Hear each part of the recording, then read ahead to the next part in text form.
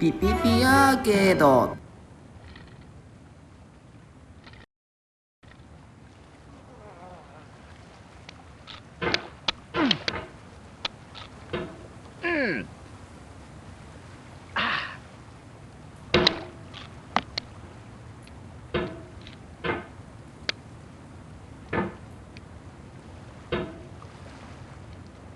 There's no feeling more intense than starting over. If you deleted your homework the day before it was due, as I have, or if you left your wallet at home and you have to go back after spending an hour in the commute.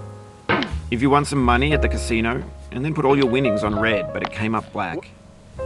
If you got your best shirt dry cleaned before a wedding and then immediately dropped food on it. If you won an argument with a friend and then later discovered that they just returned to their original view. Starting over is harder than starting up. If you're not ready for that, like if you've already had a bad day, then what you're about to go through might be too much. Feel free to go away and come back. I'll be here. Alright, thanks for coming with me on this trip. I'll understand if you have to take a break at any point. Just find a safe place to stop and quit the game. Don't worry, I'll save your progress, always, even your mistakes. This game is a homage to a free game that came out in 2002, titled Sexy Hiking. The author of that game was Jazuo, a mysterious Czech designer who was known at the time as the father of B games. And B games are rough assemblages of found objects. Designers slap them together very quickly and freely, and they're often too rough and unfriendly to gain much of a following. They're built more for the joy of building them than as polished products. In a certain way, Sexy Hiking is the perfect embodiment of a B game. It's built almost entirely out of found and recycled parts, and it's one of the most unusual and unfriendly games of its time. In it, your task is simply to drag yourself up a mountain with a hammer. And that act of climbing, in the digital world or in real life, has certain essential properties that give the game its flavor. No amount of forward progress is guaranteed. Some cliffs are too sheer or too slippery. And the player is constantly, unremittingly in danger of falling and losing everything. Anyway, when you start Sexy Hiking, you're standing next to this dead tree that blocks the way to the entire rest of the game. It might take you an hour to get over that tree, and a lot of people never got past it. You prod and you poke at it, exploring the limits of your reach and your strength, trying to find a way up and over. And there's a sense of truth in that lack of compromise. Most obstacles in video game worlds are fake. You can be completely confident in your ability to get through them once you have the correct method or the correct equipment or just by spending enough time. In that sense, every pixelated obstacle in Sexy Hiking is real. The obstacles in Sexy Hiking are unyielding, and that makes the game uniquely frustrating. But I'm not sure Jazuo intended to make a frustrating game. The frustration is just essential to the act of climbing, and it's authentic to the process of building a game about climbing. A funny thing happened to me as I was building this mountain. I'd have an idea for a new obstacle, and I'd build it, test it, and it would usually turn out to be unreasonably hard. But I couldn't bring myself to make it easier. It already felt like my inability to get past the new obstacle was my fault as a player rather than as a builder.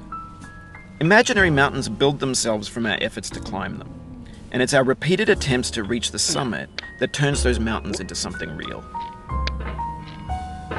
When you're building a video game world, you're building with ideas, and that can be like working with quickset cement. You mold your ideas into a certain shape that can be played with, and in the process of playing with them, they begin to harden and set until they're immutable, like rock. And at that point, you can't change the world. Not without breaking it into pieces and starting fresh with new ideas. For years now, people have been predicting that games would soon be made out of prefabricated objects, bought in a store and assembled into a world. And for the most part, that hasn't happened, because the objects in the stores are trash. I don't mean they look bad or that they're badly made, although a lot of them are. I mean they're trash in the way that food becomes trash as soon as you put it in the sink. Things are made to be consumed and used in a certain context, and once the moment is gone, they transform into garbage. In the context of technology, those moments pass by in seconds. Over time, we've poured more and more refuse into this vast digital landfill that we call the internet. It now vastly outnumbers and outweighs the things that are fresh and untainted and unused. When everything around us is cultural trash, trash becomes the new medium, the lingua franca of the digital age. And you can build culture out of trash. But only trash culture. B games, B movies, B music, B philosophy. Maybe this is what digital culture is. A monstrous mountain of trash, the ash heap of creativity's fountain. A landfill with everything we ever thought of in it. Grand, infinite, and unsorted. There's 3D models of breakfast, Gen X's fanfic novels, scan magazines, green screen Shia LaBeouf, banned snuff scenes on LiveLeak. Facebook's got lifelike bots with unbranded adverts and candid shots of Kanye and Taylor Swift mashups, car crash epic failed GIFs, Russian dashcam vids, discussions of McRibs, discarded, forgotten, unrecycled, muddled, rotten, untitled. Everything's fresh for about 6 seconds, until some newer thing beckons, and we hit refresh. And there's years of persevering, disappearing into the pile, out of style, out of sight.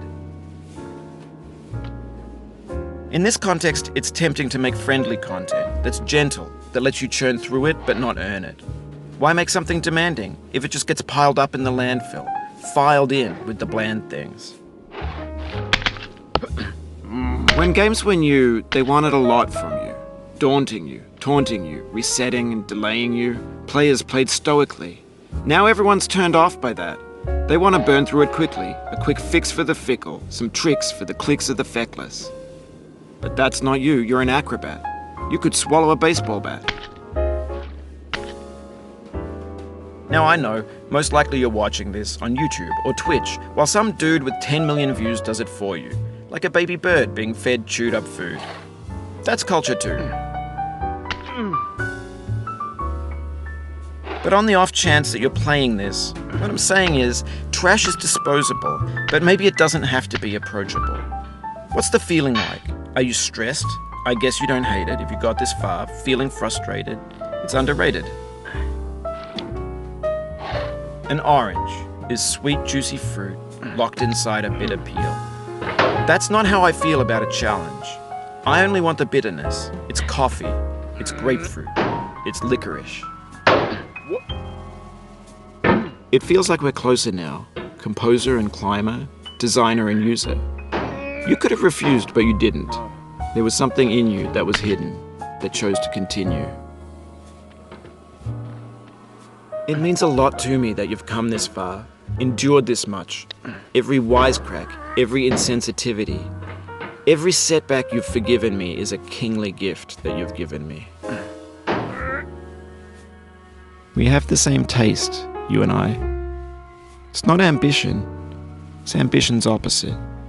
An obdurate mission to taste defeat. You'll feel bad if you win, so I put this snake in for you. Have you thought about who you are in this?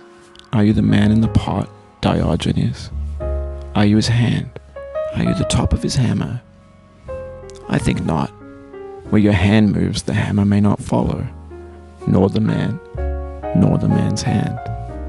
In this you're his will, his intent, the embodied resolve in his uphill ascent. Now, you've conquered the ice cliff, the platforms, the church and the rectory, the living room and the factory, the playground, the construction site, the granite rocks and the lakeside. You've learned to hike